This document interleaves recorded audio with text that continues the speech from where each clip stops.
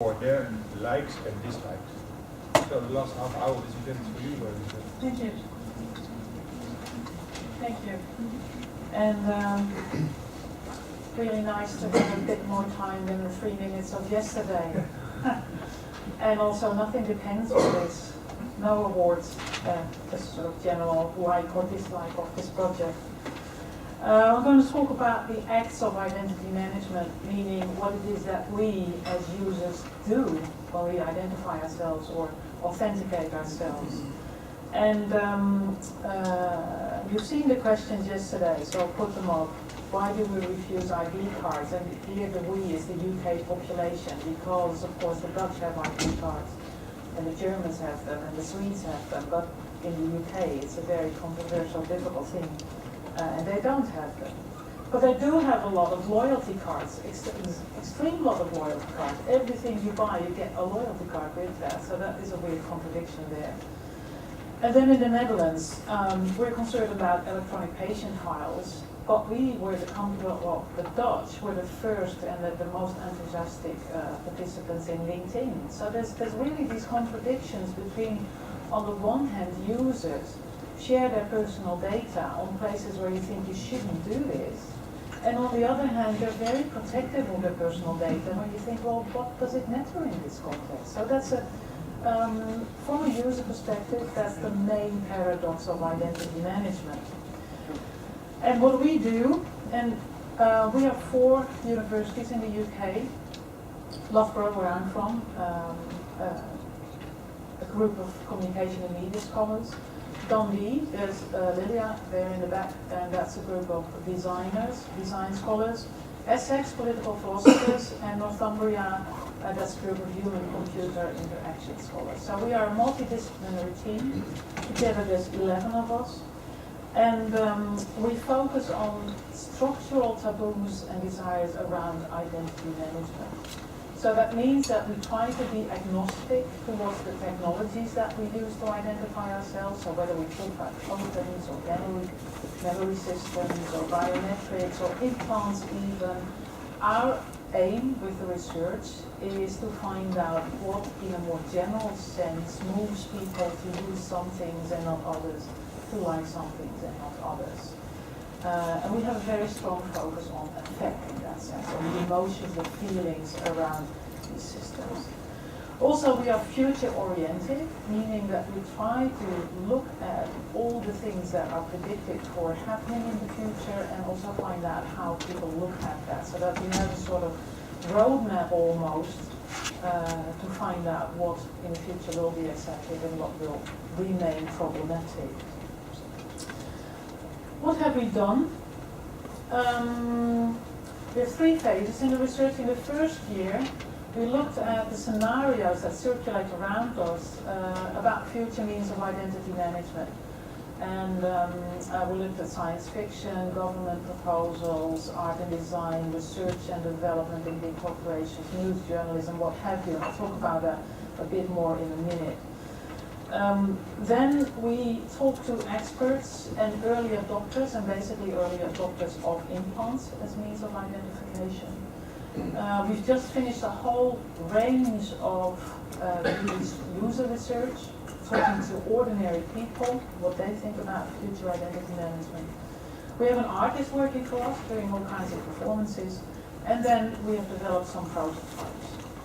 And if you look at that, it's probably the moment to say who our funder is, because you need quite a lot of money to do all of this. And we're funded by the English Research Council, the Council for Engineering and Physical Sciences.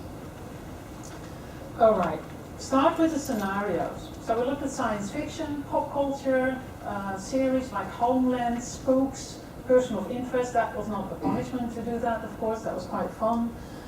We looked at art and design, at gadget worlds, etc., etc. What did we find there? If you look at science fiction, popular culture, television, basically, to sum it up, that what we see there is a sort of Orwellian framework around issues of identity management. It's all about state control, suppressing us citizens, controlling what we do, finding out what we do, And whether you watch Minority Report or Person of Interest or Gattaca or films like that, you can all bring that back to the same kind of 1948 framework that George Orwell wrote about already in 1984.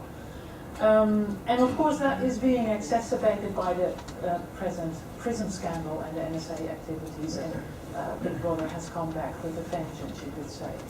So that is what we find in popular culture. Now if you look at government policies, UK policies, US policies, European policies, you see an interesting thing. You see an obsession in continental Europe, I would say, with EID cards. Maybe obsession is not a good word, but with EID cards and with biometrics, and how can we use these means to service our citizens. In the US-UK context, that is framed in a security context. So basically questions of how do we fight terrorism, how do we prevent crime, how do we prevent identity theft, whereas the focus in continental Europe is a bit more on service orientation and what is it that we can offer our citizens. But in terms of the tokens or the means, it's about EID cards and about biometrics. In research and development of big companies, so this is basically what you find on blogs and what you find with particular companies. Motorola is getting back in the game, it seems. But you find things like electronic tattoos, so tattoos with smart ink, and you scan the tattoo and then you get access to something. Smart jewelry, as you see there, smart rings, smart watches, smart bracelets that you can scan. An implantable phone, that's a bit of an excessive experiment, but Motorola is trying to get that on the agenda in a way. And then that little implant there, and already here, not here, but there in Rotterdam, 2005, there was a club that was experimenting with giving its VIP members an implant that you could then scan and it would directly connect to your credit details. Much more of a publicity stunt than a real life thing that was happening, but still it got them on that agenda. In art and design then, what you often find are efforts to undermine surveillance systems, to undermine identity systems, and what you see here is a picture of a project called CV Dazzle. And what this artist tries to teach us is how you can do your hair, how you can do your makeup, so that surveillance cameras or facial recognition software does not recognize you.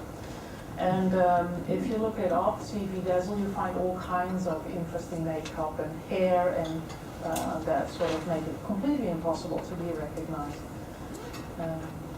Okay, so those are the scenarios. And onwards to the next element, the early adopters of implants, for instance. There's a famous guy in the US called Amal Graafstra, and despite his name, he's not Dutch, he's American. And he is part of a small subculture that is spread across the world of do-it-yourself chippers. And like you can see, they have chips here in their hand or here or in both places. And they use these chips for various purposes, to get access to their own stuff, to their house, to their car, to their computer, to whatever they have programmed for that purpose. And we did a small research among these early adopters of chips. And we found actually two kinds of talk about this. One is, well, this is efficient, I cannot lose that. People use cards, people use keys. I lose my keys all the time, I don't lose this. So that is almost an access thing rather than an identity thing. But other people say, well, I find that really cool because I feel that through these implants, I'm ahead of all the games. I've become the future cyborg, right? So the technology there enables the people not only to access things and identify themselves to their stuff, but also to say something expressive about who they are and what they want to sort of present to us. That's among the early adopters, but that's a very small group, and basically people don't tend to tend not to like, she said like that, people tend not to like the idea of implants unless it is for medical purposes. And then still.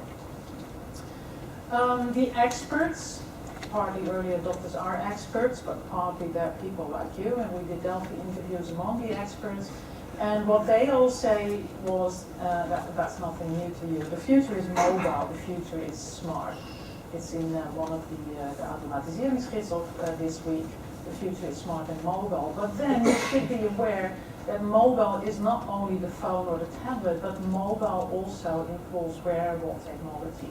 So things like this, I'll talk about this a little bit later, jewelry, all kinds of stuff that you can, in fact everything can become smart, and as long as it's not too heavy, everything can become wearable. So that's the experts. Biggest part of our research is among users, and we've talked to many users with traditional social scientific methods. So we run focus groups, for instance. You see a picture of that focus group with different